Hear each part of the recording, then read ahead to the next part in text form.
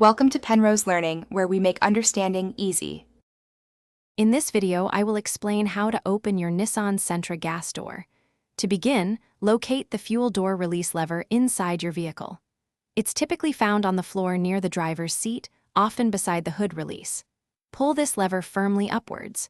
You should hear a click, and the gas door will pop open slightly, allowing you to access the fuel cap. It's a straightforward process once you know where to look.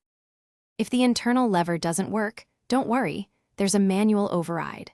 Head to your Sentra's trunk and look for a small access panel or a fabric loop on the side where the fuel door is located.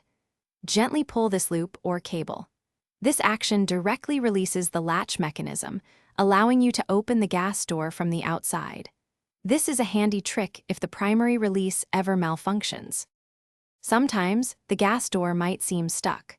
First, ensure your car is completely unlocked, as some models link the fuel door to the central locking system.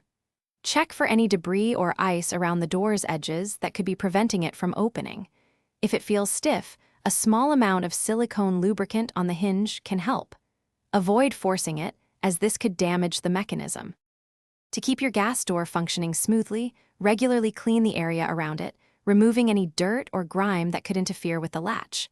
Always close the door gently to prevent wear on the hinge and locking mechanism.